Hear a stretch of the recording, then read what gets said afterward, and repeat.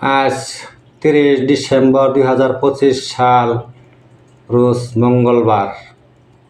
তো আমরা সোশ্যাল মিডিয়ার মাধ্যমে এই পর্যন্ত অনেক খবরাখবর পেয়েছি বা শুনেছি যে বাংলাদেশের তিনবার সফল প্রধানমন্ত্রী দেশনেত্রী বেগম খালেদা জিয়া আর আমাদের মাঝে নেই। তিনি দুনিয়া থেকে চিরবিদায় হয়ে গেছেন, অর্থাৎ উনি মারা গেছেন।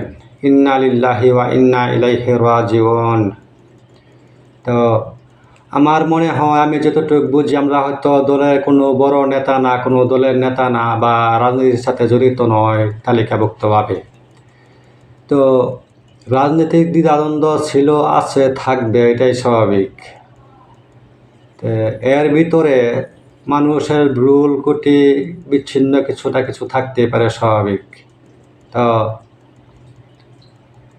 আজকে যদি আপনি আমাকে ক্ষমা করে দেন, কাল হাসরের দিন আপনাকেও আল্লাহ সুবহানাহু তাআলা ক্ষমা করতে পারে।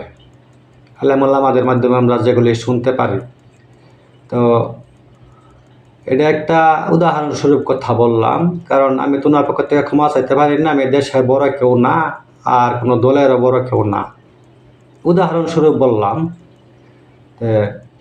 উনি দুনিয়া থেকে বিদায় হয়ে গেছে, ওনাকে নিয়ে কেউ বাজে মন্তব্য, বাজে কমান, বাজে কিছু না বলাটাই আমি মনে করি উত্তম।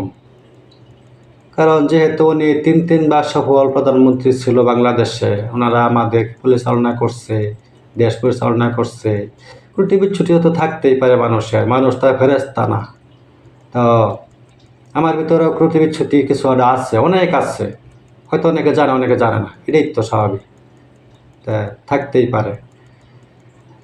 তো এই নিয়ে যিনি দুনিয়া থেকে বিদায় হয়ে গেছে, এইটাকে নিয়ে কেউ কোনো কটূক্তিমূলক, রাজনৈতিক বা প্রতিহিংসামূলক কোনো কিছু না করে, আপনারা যারা রাজনীতি করেন, যারা দুনিয়াতে আছে, এদের সাথে আপনারা রাজনীতি করেন, প্রতিহত করেন, প্রতিবাদ করেন, সমস্যা নাই।